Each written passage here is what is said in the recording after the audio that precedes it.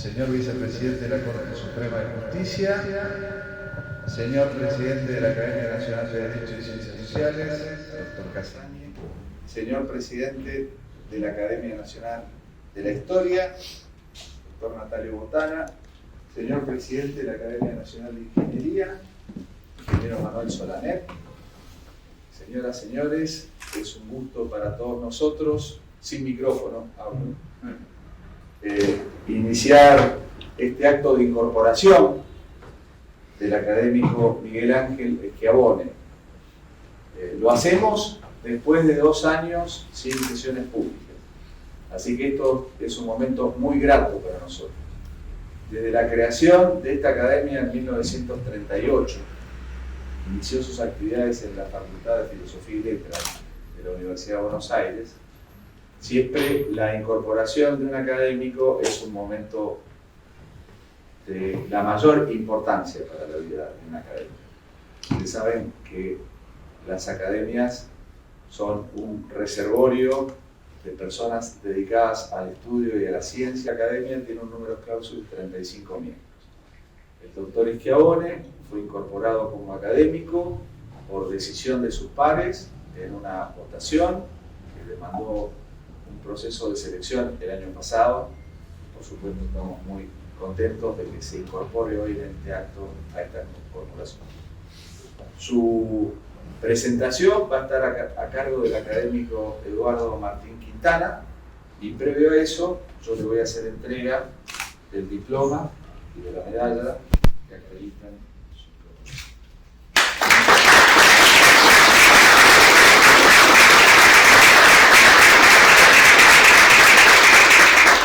Buenas tardes a todos.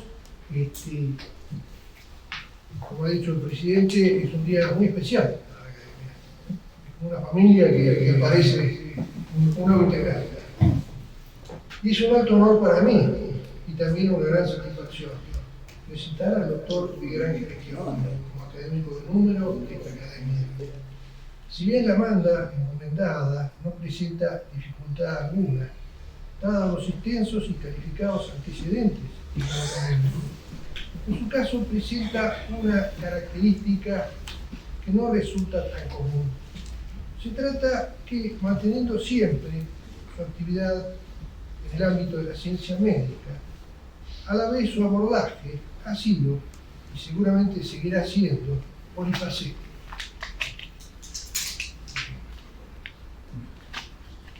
Así es, ya que además de abordar la medicina profesionalmente, circunstancias personales lo llevaron a una intensa y activa actividad, una especialidad que es la salud pública, que para los legos, como quien les habla, era bastante desconocida. Es una especialidad que tuvo auge precisamente con la pandemia. Todo el mundo se enteró que había médicos especializados en sanitaristas y en salud pública. Pero además de su ejercicio profesional, el doctor Schiavone se ha dedicado a la docencia y basta participar en cualquiera de sus exposiciones para advertir su don natural de proximidad intelectual y afectiva con sus interlocutores, oyentes, y de una gran calidad y organización. Comenzaré entonces con mencionar sintéticamente sus titulaciones. Es médico egresado en 1978 de la Universidad de Buenos Aires con diploma de honor. Continuó luego en 1988 con la especialidad de Clínica Médica otorgada por el Ministerio de Salud de la Nación. Posteriormente cursó las carreras de especialista en salud pública y especialista universitario, ambos en la Universidad de Buenos Aires. Culminando sus titulaciones, se graduó en 1994 como doctor en salud pública en la Universidad de El Salvador, con calificación sobresaliente. Como funcionario, entre otras actividades, fue jefe de la División de Auditoría del Hospital Juan A. Fernández y posteriormente subdirector médico. Luego, asesor de gabinete del Ministerio de Salud de la Nación de los años 96 a 99 y su secretario de Salud del Gobierno de la Ciudad de Buenos Aires, 2008-2009. Hasta aquí he realizado una exposición curricular. Pero los currículums no describen las personalidades de sus portadores. Por eso es oportuno a esta altura realizar un breve flashback y retroceder en el tiempo, refiriendo los motivos, por ejemplo, de su elección profesional. Un poeta nacional sintetizaba en una frase lo que deseo expresar: lo que el árbol tiene de florido lo tiene de sepultado, o sea, sus raíces. Sus abuelos eran italianos, oriundos de Calitri, cerca de Salerno, quienes emigraron a nuestro país con el padre, el doctor Schiavone, de 5 años de edad. La familia se radicó en la localidad de Remedio de Escalada, siendo su abuelo un operario ferroviario y albañil, siguiendo su padre la misma tarea como ferroviario y además tornero. Hemos conocido los quilates de las generaciones de nuestros abuelos y bisabuelos, que cruzaban el océano tras una tierra de paz y trabajo, cuyas vidas transcurrieron, concurrió a la escuela pública, primaria y secundaria, en Loma de Zamora, a cargo de aquellos docentes que, pese a sus magros salarios, no hacían huelgas ni marchas, asumiendo sus tareas más como un sacerdocio que como un simple trabajo.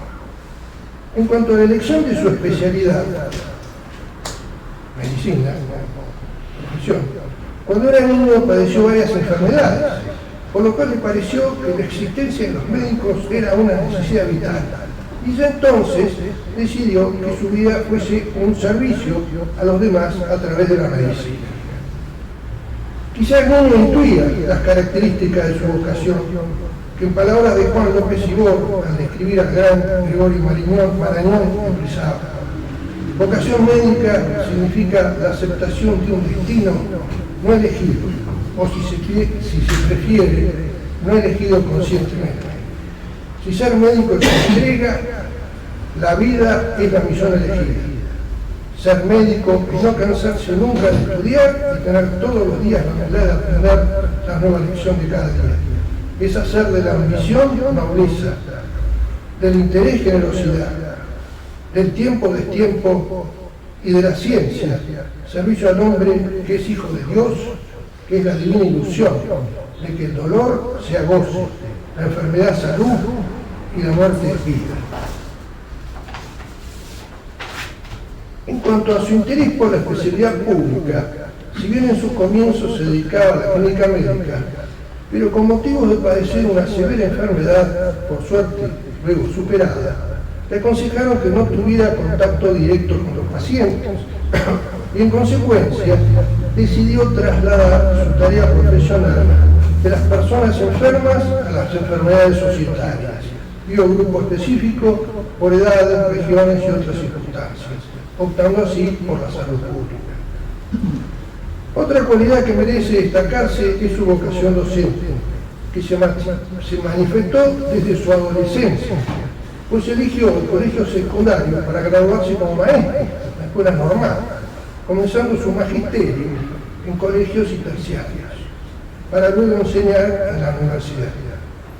Cursó en forma completa la carrera docente en la Facultad de Medicina de la Universidad de Buenos Aires, donde se desempeñó como profesor asociado y luego coordinador de la Escuela de Salud Pública. Más tarde, en la Universidad Ciencias Empresariales y Sociales, asumió la misma cátedra. Años después, 96 a 2011, fue profesor titular de la Universidad de El Salvador y director de la Escuela de Salud Pública. Por último, en 2010, recibió similar designación en la Facultad de Ciencias Médicas de la Pontificia Universidad Católica Argentina Santa María de los Buenos Aires. En 2013 fue decano de la misma y de 2018 rector.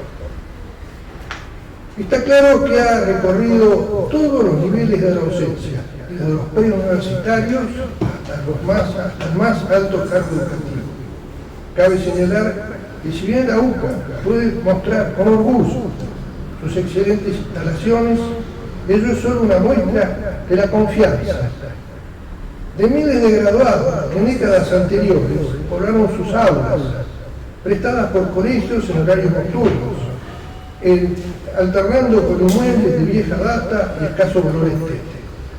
pero con maestros de excelencia encabezados por su primer rector, Monseñor Octavio Nicolás de Isi, académico honorario de esta academia, y a quien rindo también un justo homenaje por la enorme tarea intelectual y de gestión que realizó incansablemente durante más de 20 años. Bajo su orientación, la UCA asumió la universalidad del saber como fundamento de las carreras particulares. Si bien no es momento para explayarme sobre el tema universitario, es un honor para la UCA y también para esta academia que dos de sus rectores se encuentren entre sus integrantes, uno décadas atrás y actualmente el doctor Schiavone. Sin perjuicio de eso, creo, sin seguridad, que son los dos únicos rectores de cualquier universidad que han integrado esta academia. Si bien no es momento para explayarme, como dije recién, viene a la memoria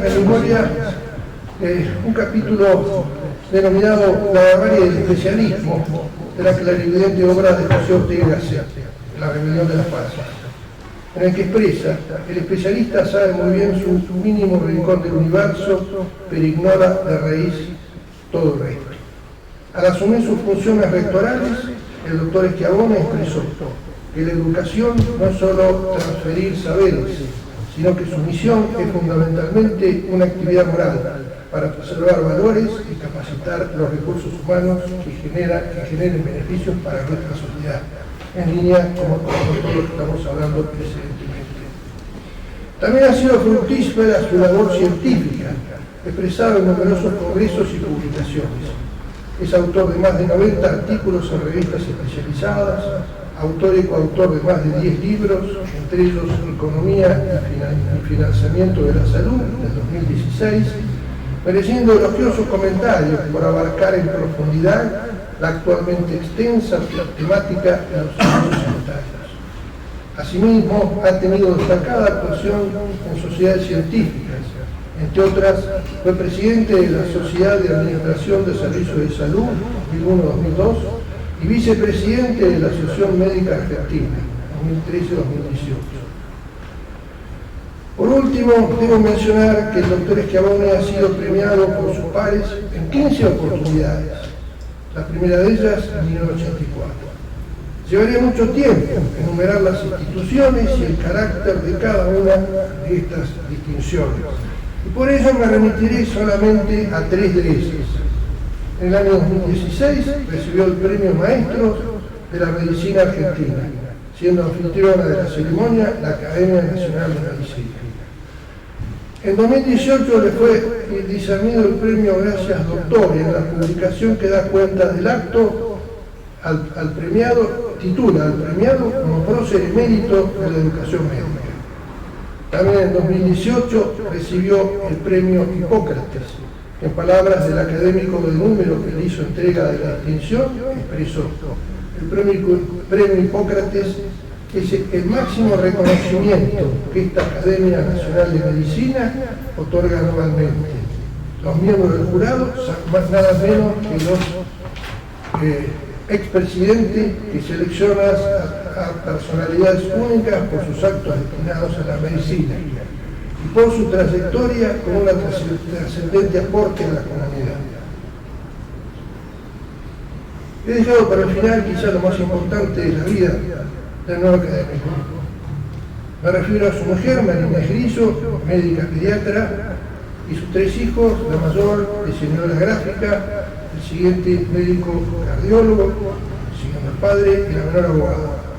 Por todo ello, doctor Schiavone, esta academia lo recibe con la seguridad de su presencia y será un valioso aporte para la cultura nacional.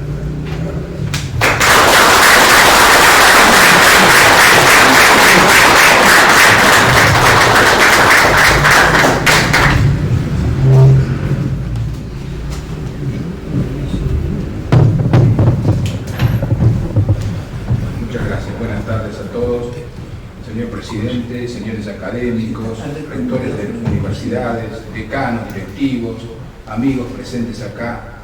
Es un honor para mí haber sido designado como miembro del número de esta Academia de Ciencias Morales y Políticas. Y en especial por haber designado al sitial de José Manuel de Estrada, nada más ni nada menos que eso, ¿no? Soy consciente de que tan generosa distinción excede largamente mis méritos.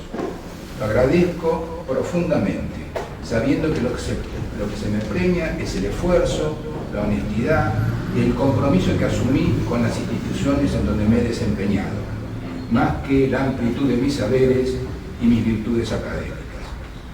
Todo mi capital se basa en 3 letras, CDF, Ciencia, Docencia, Familia. La medicina como arte y ciencia, la docencia como la entrega generosa de saberes y la transmisión de valores, y la familia como comunidad de amor, santuario de vida y ambiente de humanidad. Recibí de mis padres una educación en valores basada en el ejemplo, que hoy las neurociencias atribuyen lo que llaman las neuronas en espejo, porque como bien se sabe, los niños no obedecen, sino que imitan a sus padres. La Biblia emplea la expresión corazón puro para describir el amor familiar. Ese cariño natural me inculcó a saber agradecer. Fiel a este principio, voy a dar entonces mi agradecimiento a los miembros de esta academia que han confiado en mi persona. Al académico Eduardo Quintana por sus más que generosas palabras. A todos los que han contribuido para mi formación profesional, para poder estar acá en este momento. Y a mi esposa, quien me acompaña en los caminos de la vida, como digo siempre, desde aquel día en que nos conocimos como estudiantes de medicina. Trataré de ser digno de esta distinción a partir de la escucha, el diálogo y la reflexión, aprendiendo de todos ustedes, y cuando sea pertinente o de utilidad, ofrecer mi aporte a todo debate que se encamina hacia la búsqueda de la verdad, el bien común, el respeto de la vida y la dignidad humana. Vengo aquí con una ilusionada vocación de servicio. Me anima el mejor espíritu de compañerismo hacia todos ustedes y confío en no defraudar la confianza de quienes han creído conveniente elegir. Desde la fundación de esta academia ocuparon el sitial de Estrada, Rodolfo Rivarola, Mario Justo López y Manuel Ordóñez, quien redactó los documentos fundacionales de la democracia cristiana. Luego del fallecimiento de Ordóñez en 1922, lo sucede su amigo y discípulo Gerardo Ancarola. Ambos compartían la misma vocación por la libertad y la tradición católica argentina de Q, de Frías, de Goyena y del mismísimo Estrada. Se identificaban con los postulados de Jacques Maritain y el socialcristianismo de impronta liberal de aquellas épocas. En 2016 ocupa el sitial mi antecesor, el doctor Norberto Padilla. Abogado, profesor titular de Derecho Constitucional, miembro del Consejo Superior de la UCA, impulsor del diálogo ecuménico e interreligioso. Durante su gestión como secretario de culto en el gobierno de Fernando de la Rúa, constituyó el Consejo Asesor de Libertad Religiosa. Fue miembro del Consejo de Redacción de la revista Criterio y presidente de la Fundación Navarro Llona. Uno puede rememorar hechos y personas, traerlos a la mente, pero en este caso de Norberto Padilla necesito recordarlo, traerlo al corazón. Lo conocí en la universidad y pude establecer un vínculo más cercano cuando en 2019 viajamos a Tokio. Compartimos las disertaciones del Foro Interreligioso G20. Padilla era un ser humano del que brotaba generosidad, alegría y profunda fe católica, preocupado siempre por el éxito del prójimo, siempre dispuesto a ayudar, nunca una palabra agraviante o desubicada. Unía una brillantez académica con una bondad y generosidad sin límites. En pocas palabras, una buena persona. Atributo que luce como simple, pero profundo a la vez. Calificativo que resulta difícil de aplicar en gran parte de los dirigentes en los tiempos actuales. Tan solo mencionar a los que me precedieron en el sitial me genera una enorme responsabilidad y también un íntimo y trascendente interrogante. ¿Por qué el Señor me ubicó en esta posición y en este momento de la vida? El hombre trasciende a partir de sus obras y a las huellas que deja, nunca a partir de los resultados que obtiene, sino gracias a los frutos que entrega. Para llegar a dar esos frutos hay que comenzar por buenas semillas, buena tierra, buen clima, buenas raíces y por sobre todas las cosas, tener la paciencia del campesino que va protegiendo al sarmiento, lo resguarda de las pestes, lo va podando, eliminando las ramas que pueden desviar su crecimiento, hasta que la maduración permite la cosecha. Me pregunto, ¿Será la UCA esa tierra fértil y esta academia el buen clima que favorezcan y completen mi maduración en la vida? Santa Teresa de Calcuta decía: el que no vive para servir, no sirve para vivir. El único sentido de la vida es servir al prójimo, entregando los frutos que fuimos madurando durante los años. Si fuera así, le pido al Señor que ilumine mi camino y me guíe en el sendero correcto. Algunas líneas ahora sobre el sitial, sobre José Manuel de Estrada, y después mi ponencia sobre el desarrollo humano, salud y educación.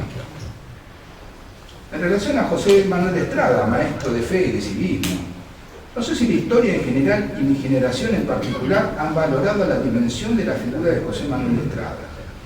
Solo se le identifica con algunos colegios que llevan su nombre, con algún monumento invisibilizado en la Plaza Lorea y por el Congreso, por alguna calle, o simplemente porque casi todos nosotros recorrimos en algún momento de la vida las páginas de los famosos manuales Estrada.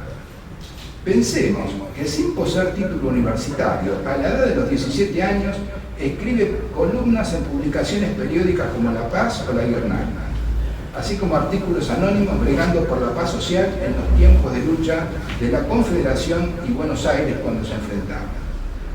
A los 20 años publica El Génesis de nuestra raza, un escrito en el que se ocupa de defender la verdad del dogma cristiano.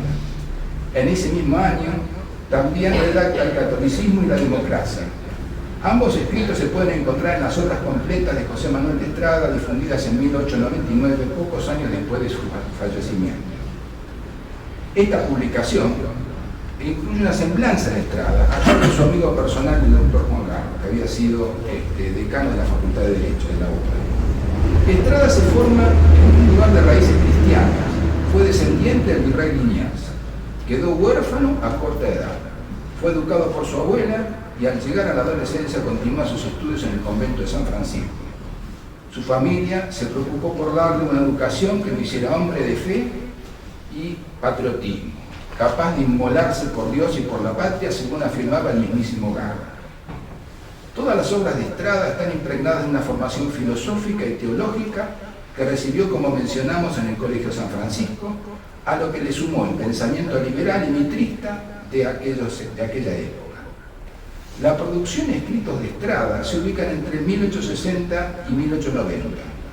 En una primera etapa se focaliza en la historia nacional, con una interpretación ideológica más que una investigación y una documentación erudita de los hechos, como ocurre en lecciones sobre la historia de la República Argentina, en donde incluye discursos, conferencias y clases que había impartido. A los 27 años, tan solo los 27 años, es designado por Sarmiento profesor en el Colegio Nacional de Buenos Aires en la Cátedra de Historia Argentina e Instrucción Cívica. Sus clases fueron reunidas en un volumen bajo el título La política liberal bajo la tiranía de Rosas.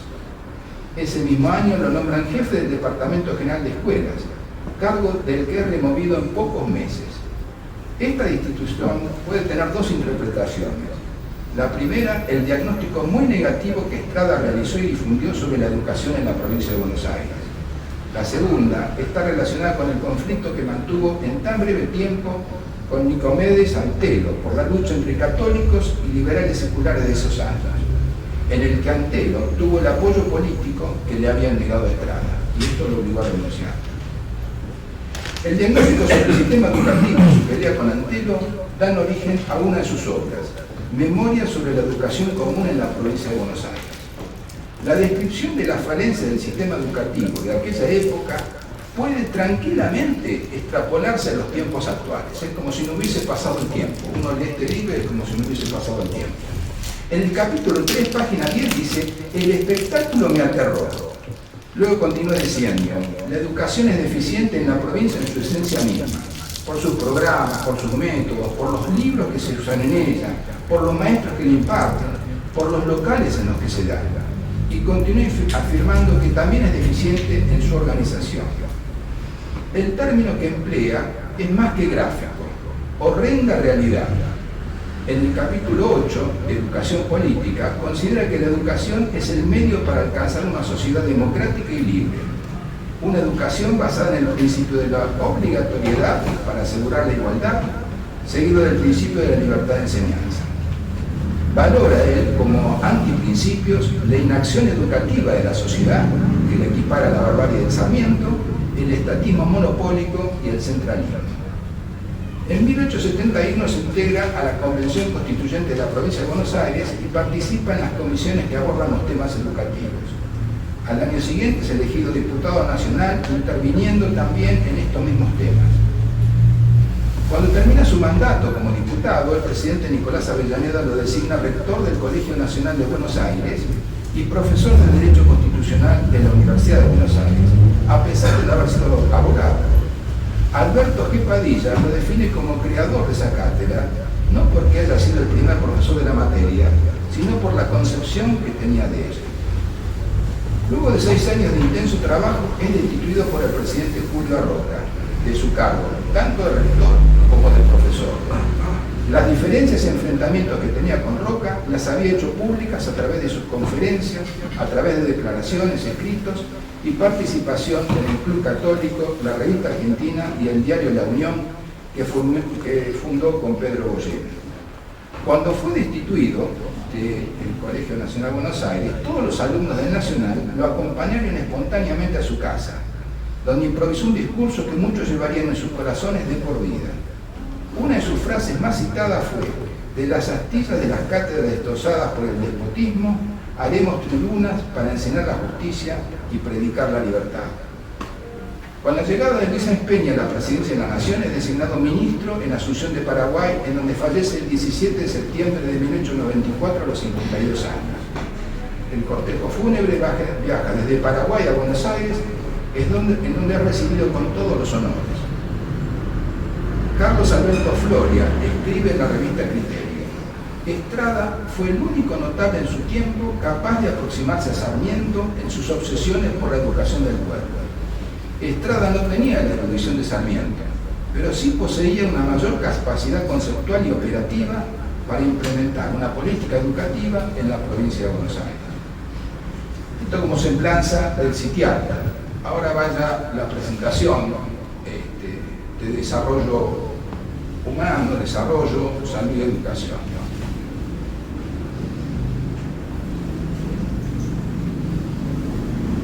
El desarrollo de un país se relacionó durante muchos años con una mayor productividad y crecimiento económico, seguido por supuesto de un incremento de la riqueza y del consumo.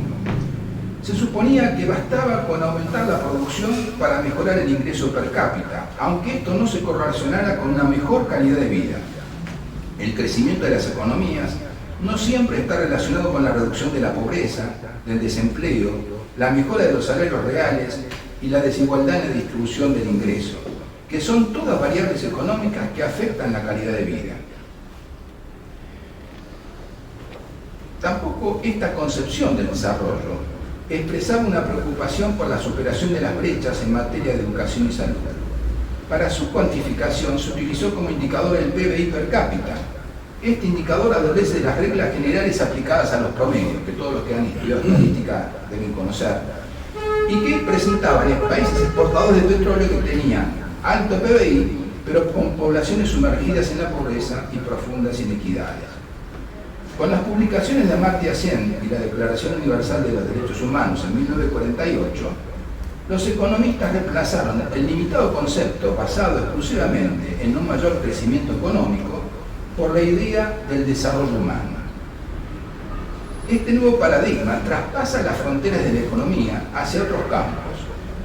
Es un fenómeno complejo que amplía los aspectos económicos e incluye la dimensión social, cultural y ambiental en las que el hombre está inmerso.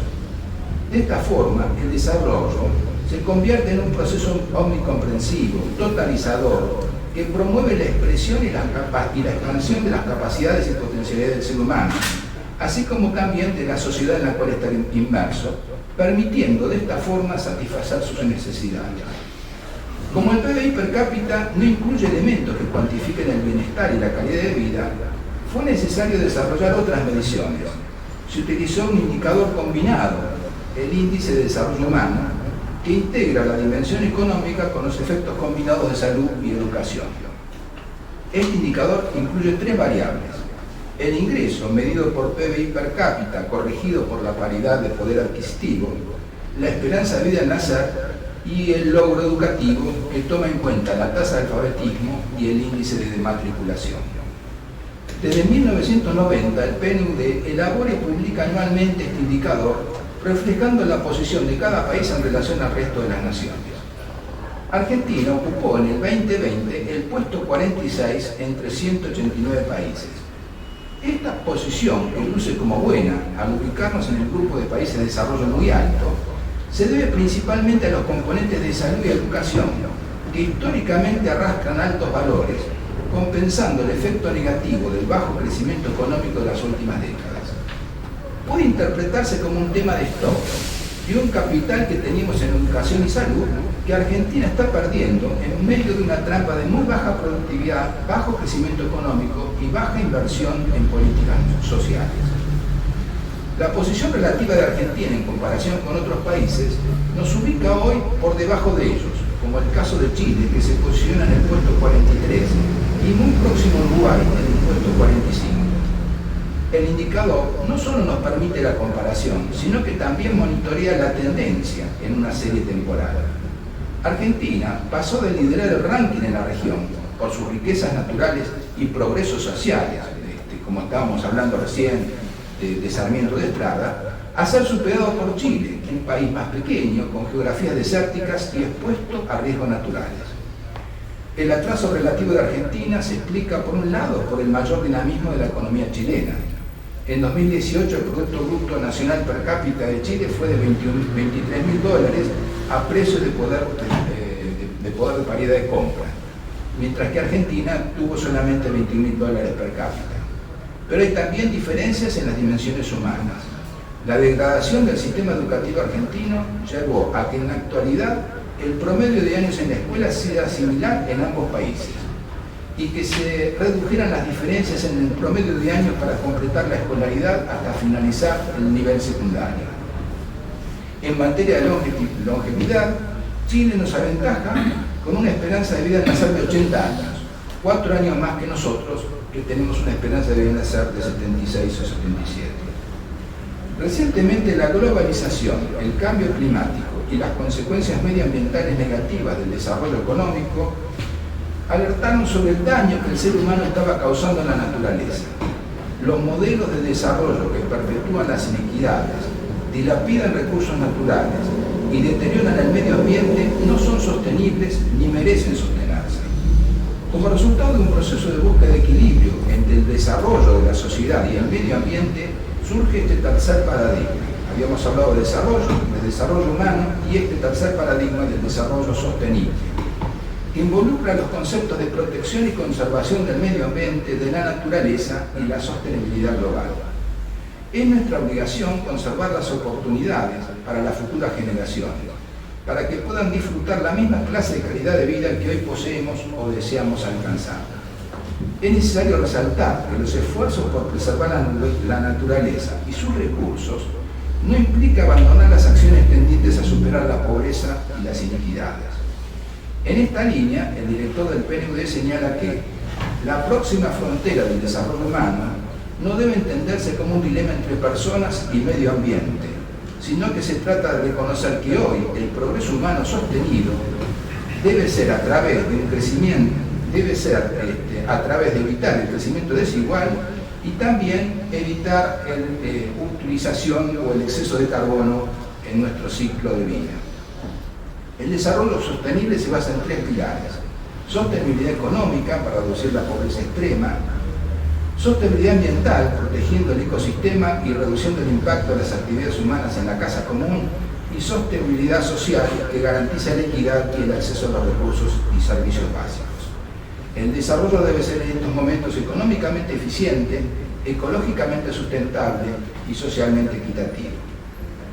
Como una nueva propuesta, Naciones Unidas aprobó en septiembre de 2015 la Agenda 2030 para el Desarrollo Sostenible, que planteó 17 objetivos. Los Estados miembros, y entre ellos Argentina, se comprometieron durante los próximos 15 años a realizar, así dicen, los mayores esfuerzos para su implementación. El objetivo 3 se refiere a salud y bienestar y el objetivo 4 a educación de calidad. Ahora, como reflexión personal, considero que es imposible entender al desarrollo si este no es humano y si no se amplía a la humanidad como sociedad. El desarrollo del hombre consiste en ser más uno mismo.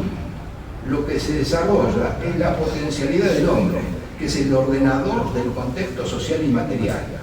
La transformación solamente de lo que rodea al hombre no alcanza para el desarrollo humano. Su Santidad Pío XI, en su encíclica ante el año 50, al plantear la insuficiencia de la justicia conmutativa, reitera que el desarrollo humano comienza desde adentro hacia afuera del hombre.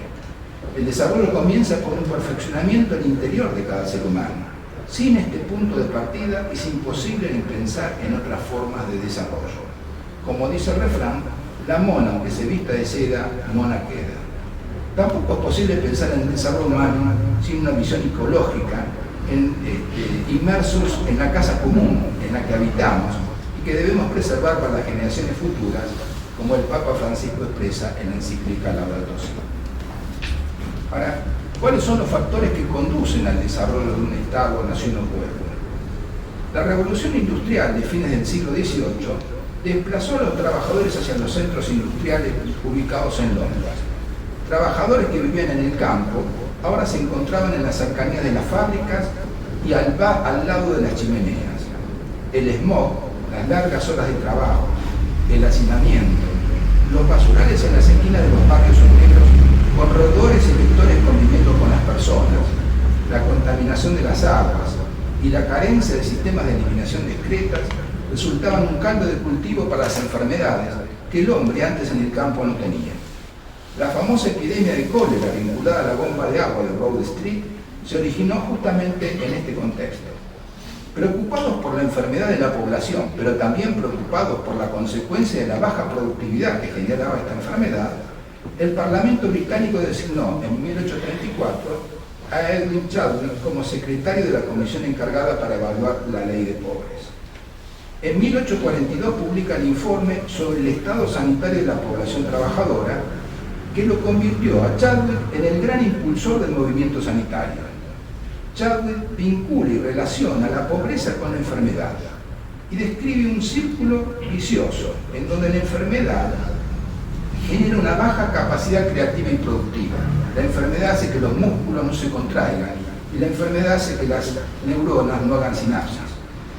Esta situación se traduce en bajos salarios, pobreza económica que se expresa en alimentación deficiente, vivienda carenciada, vivienda precaria, bajo nivel educativo y otras carencias que hoy identificamos como pobreza multidimensional. Esta pobreza a su vez conduce a la enfermedad nuevamente reiniciando el ciclo. Llamativamente Chadwick no era médico, ni tampoco un ingeniero civil para hablar de excretas y agua potable. Era un hombre de formación jurídica y larga carrera en la administración pública. En este punto quisiera resaltar que la salud pública es un área del conocimiento interdisciplinar y que Chadwick no fue una excepción. Muchos otros juristas incursionaron en temas de salud pública, incluyendo a nuestro presidente, el académico de la Vía, quien ha escrito al respecto en el libro Claves jurídicas y asistenciales para la conformación de un sistema federal integrado de salud, editado en 2012. 60 años después de la publicación de Chadwick, en la Escuela de Medicina de Yale, el profesor Charles Winslow retoma el vínculo de la pobreza con la enfermedad, pero le agrega un tercer factor, le agrega la educación. De esta forma describe un famoso triángulo equilátero, en donde cada lado representa una de estas dimensiones, y cada lado tenía, al ser un triángulo equilátero, la misma dimensión vectorial. La vinculación entre pobreza, enfermedad e ignorancia es considerada patognomónica del subdesarrollo. La existencia de una sola de estas carencias nos asegura que las otras seguramente también van a estar presentes. Y solo se puede salir de esta trampa trabajando sobre los tres lados a la vez, con la misma intensidad, en el mismo momento y en forma conjunta. El desarrollo humano no es solo un tema a resolver desde el Ministerio de Economía. Tienen la misma responsabilidad el Ministro de Salud como el de Educación. Pero para implementar políticas públicas conducentes a este objetivo, Estos ministerios requieren de las asignaciones presupuestarias y los recursos necesarios.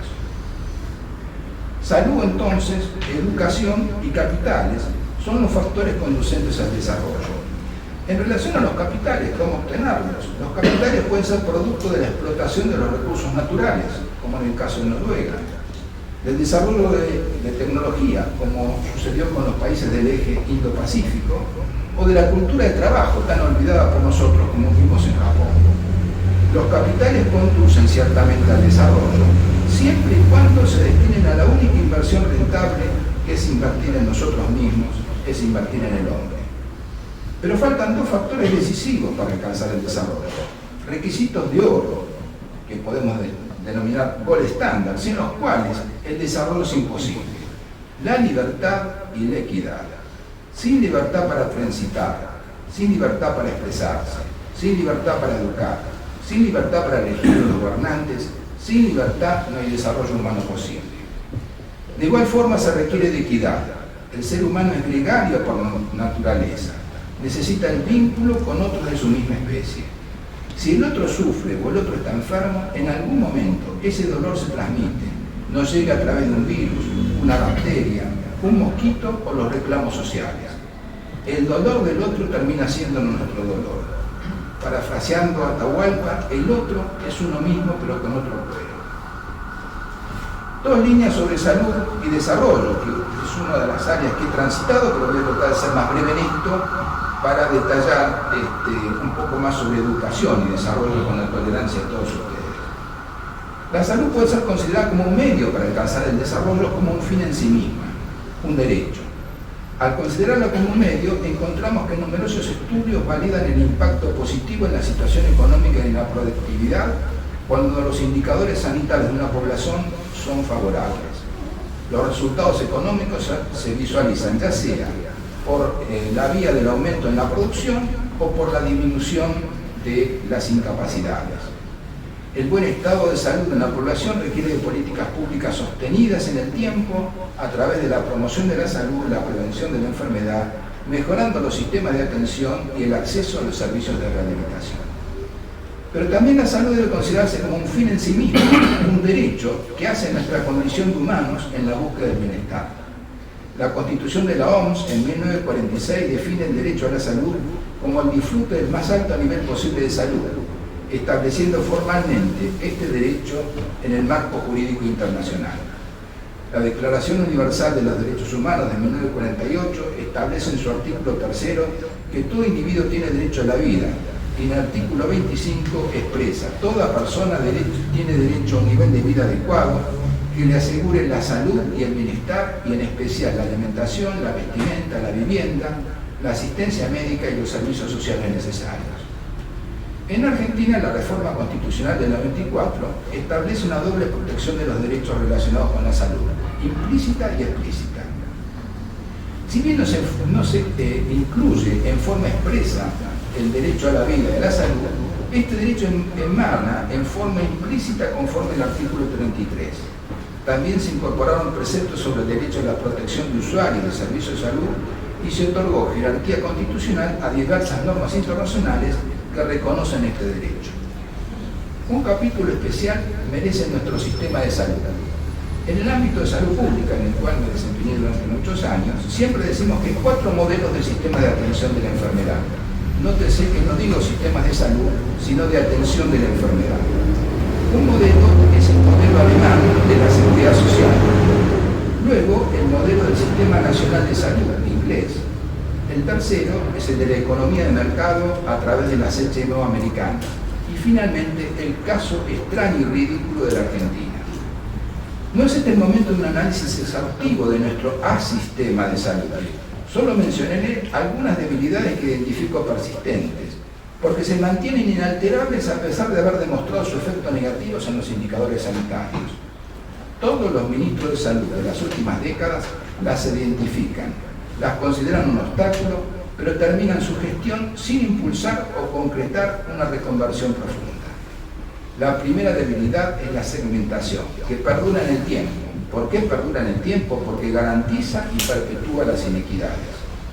Luego, la ineficiencia del sistema con la asignación de casi un 9% del PBI, pero con indicadores sanitarios que no se condicen con este volumen de recursos económicos.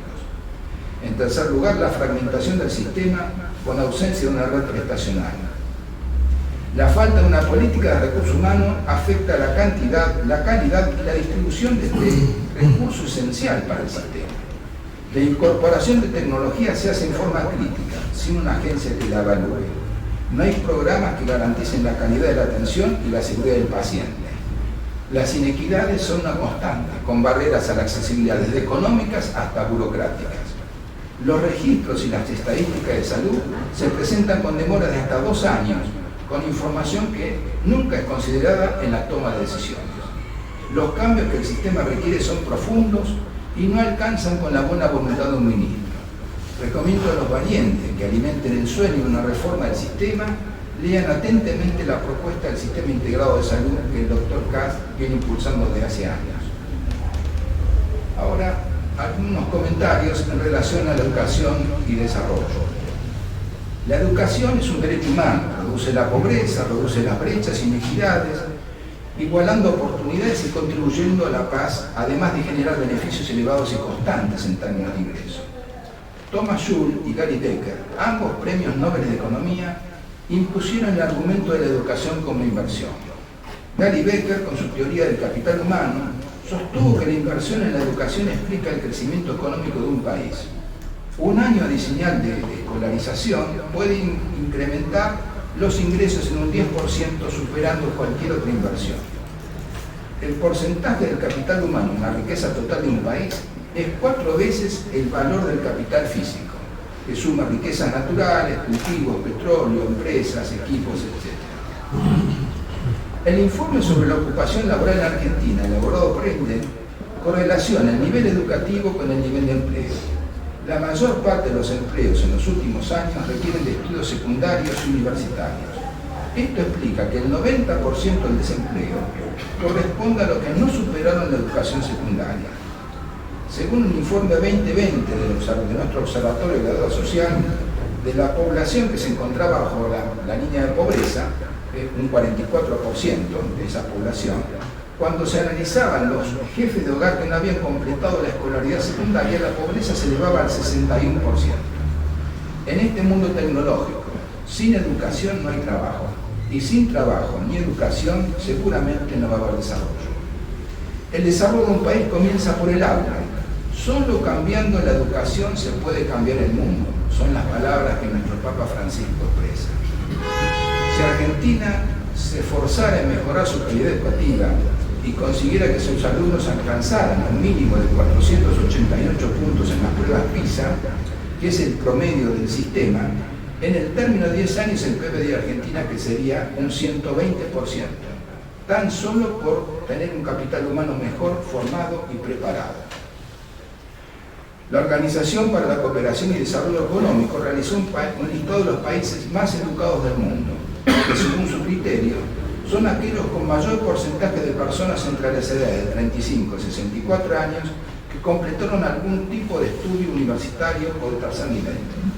Analizó la OCDE 40 países.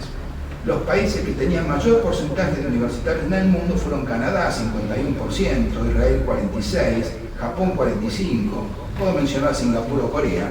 Argentina solamente el 19% de la población alcanzó este nivel. ¿Cuál es la realidad en Argentina? Tengo 5 realidades o 6 para comentar. La primera realidad es la falta de una política de Estado en educación. Desde el retorno a la democracia en 1983, los ministros de Educación duraron en su cargo menos de 2 años, promedio solo superado por los ministros de Economía y de Salud, que duraron menos siempre. Como dato considerable, en la era del feminismo y en la educación, solo ocuparon en ese cargo 2 mujeres. En igual periodo, el ministerio cambió de nombre en 10 oportunidades, incluyendo alternativamente en su denominación las áreas de ciencia y técnica, deportes y cultura, educación y cultura, educación y deportes. En relación a la asignación de recursos, la ley vigente establece que el presupuesto para educación no debe ser inferior al 6% del PBI, pero solo en el año 2015 alcanzó este valor. Todos los otros años fue inferior. En 2019 se invirtió en educación solo 4.8 del PBI. Y en 2020, en plena pandemia, esta inversión se redujo aún más. Por supuesto que todos conocemos que la educación no se mejora solo con más presupuesto. La segunda realidad, no cumplimos con la ley ni con los acuerdos y pactos educativos que nosotros mismos establecimos. Es una constante. La ley 2626 establece que la educación será obligatoria desde los 4 años hasta completar la secundaria. La realidad es que el 55% de los que ingresan en la escuela primaria no completan en tiempo todo el ciclo escolar hasta terminar la secundaria. 55% de nuestros jóvenes. Al combinar estos datos con los resultados en las pruebas nacionales, se encuentra que tan solo el 16% llega al último año de escolaridad en tiempo y forma, como podríamos decir, con conocimientos suficientes en lengua y matemática. Solamente el 16%. Por otro lado, también la legislación dice que las escuelas primarias serán de jornada extendida o completa, pero solo el 14% de los niños argentinos gozaban de este beneficio, alcanzando un máximo en la Ciudad de Buenos Aires del 49%. Tampoco se cumplen los 180 días de clase previstos por la ley, ni los acordados en los calendarios escolares. O sea, la ley dice entonces que tenemos que tener 180 días de clase y ni se cumplen. Israel tiene 214, o Japón 203, y todos con jornada extendida. Tampoco se fortalecen los procesos evaluativos en todos sus niveles, como dice la ley. Y tampoco, y esto hay que resaltarlo en medio de las noticias que tenemos a diario, tampoco se reglamentó ni se implementó la ley 26.586, que tenía por objetivo orientar las prácticas educativas en la prevención de las adicciones y el consumo indebido de drogas, en todos los niveles del sistema educativo nacional. Y esta es una deuda pendiente en estos momentos en que nuestro país está yendo hacia un narcoestado. En educación, como en salud y otros derechos que debe garantizar el Estado, hay muchos discursos que luego no se correlacionan con los hechos. Tercera realidad, la cantidad de años de escolarización no necesariamente se correlaciona con la calidad educativa que reciben los alumnos. Si bien Argentina tiene un promedio de 11 años de escolarización obligatoria, frente a los 9,5 de América Latina, en las pruebas Aprender 2019 surgieron resultados poco satisfactorios. En el nivel primario, las pruebas Aprender de 2018 también mostraron resultados poco satisfactorios. El 25% de los alumnos de sexto grado primaria tenían dificultades para interpretar un texto. El 43% no sabía calcular el área de una figura y tenía dificultades para resolver cálculos que involucren operaciones con fracciones. El problema de la calidad queda documentado no solo con las pruebas Aprender, también se reitera en las pruebas PISA de carácter internacional. En 2018 Argentina se ubicó en el puesto 63 en lectura, Chile ocupó el puesto 42 y Uruguay el puesto 48. Y en matemáticas fue peor, nos ubicamos en el puesto 71, muy por debajo de Uruguay que ocupó el 48 y de Chile el 49. Esta es una sociedad en que nadie quiere ser evaluado, y sin evaluación el fracaso está garantizado en cualquier ámbito de nuestra sociedad. Cuarta realidad, la deuda más grande que tiene la Argentina en educación es la falta de equidad. En 2019, solo el 43% de los hogares con menores ingresos finalizó el nivel secundario, dato que asciende al 91% en los hogares con mayores ingresos. En los hogares de nivel socioeconómico bajo, el 64% de los estudiantes están por debajo del nivel básico en matemática. En lengua sucede lo mismo. El 40% de los alumnos de nivel socioeconómico bajo no comprende lo que lee. Los más bajos niveles educativos se concentran en los grupos poblacionales que se encuentran bajo la línea de pobreza. 5 de cada 10 jóvenes de este grupo tienen dificultades educativas.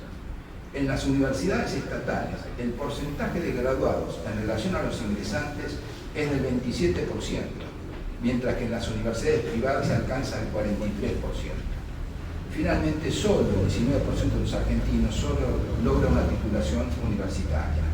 Estas inequidades educativas resultan moralmente inaceptables. Quinta realidad, la pandemia desnudó los niveles de pobreza socioeconómicos y todas las debilidades y carencias de nuestro sistema educativo.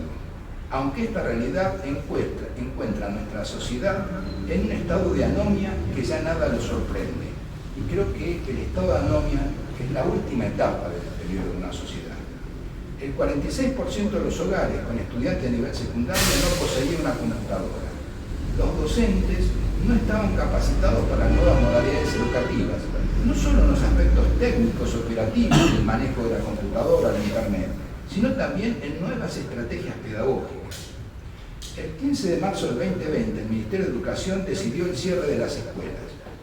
Una investigación relacionó el consumo eléctrico de las escuelas con este cierre y documentó que el consumo de electricidad fue notablemente menor a partir de ese momento que en los años anteriores. Pero en mayo de 2021, los autores identifican una marcada heterogeneidad espacial entre los distintos espacios del AMBA. Es interesante cómo ver que a partir de ese momento va aumentando el consumo eléctrico en las escuelas de la Ciudad de Buenos Aires, mientras que siguen apagadas las luces en las escuelas del conurbano. El Ministerio de Educación de la Nación reconoció que unos 500.000 alumnos de nivel primario y secundario dejaron de tener contacto con las escuelas durante la pandemia. Hace unos pocos días, el ministro de Educación impulsó agregar una hora más de clase durante este año para recuperar el aprendizaje perdido durante 2 años, reconociendo de esta forma la grave crisis educativa crónica que trajo la pandemia. El rechazo del gremio docente a esta iniciativa también refleja y explica esta grave crisis en educación. Sexta realidad y última. No solo hay dificultades en la transmisión de conocimientos, también en la educación en valores. Nuestros hijos, nuestros alumnos, son el espejo de las dificultades, carencias y debilidades que tenemos nosotros. ¿Cómo pedirle a nuestros niños que se expresen con cariño si nosotros no los tratamos con cariño? Desarrollar nuestra grandeza interna es el primer paso para la educación de estos niños.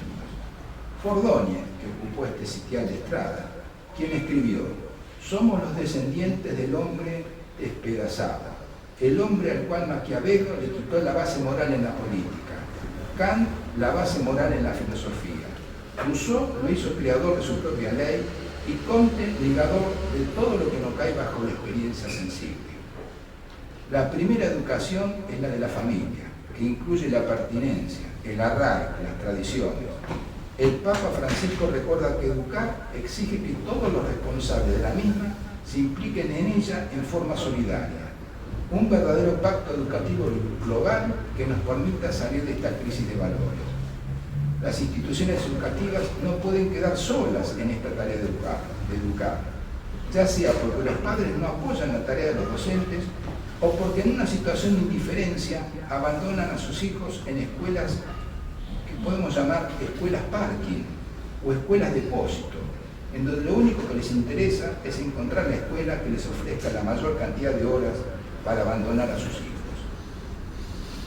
Para finalizar la pregunta, ¿es posible ser optimista y darle una respuesta a aquellos que dicen no hay solución, esto no tiene solución? En una economía mundial basada cada vez más en el trabajo mental y cada vez menos en el trabajo manual, serán necesarias personas con habilidades especiales para hacer trabajos más sofisticados. En este escenario, la educación es la clave del progreso. Singapur, que hoy ocupa el primer lugar en el ranking de capital humano, era una colonia británica de tal pobreza que en 1963 Gran Bretaña la abandona y Malasia se hace cargo de ella. Muy pronto los malayos se fueron y Singapur en 1965, con tan solo 700 kilómetros cuadrados, que no es nada más que 3 veces la ciudad de Buenos Aires, declaró su independencia. Desde ese momento consiguió cuatriplicar su PBI per cápita. ¿Cuál fue el secreto? Sin recursos naturales, como podría haber sido el caso de los noruegos que expliqué, sin capitales tampoco, decidió invertir en educación de su población. Hoy el billete de $2 de Singapur no tiene la imagen de ningún político, no tiene la imagen de ningún animal o planta de su territorio.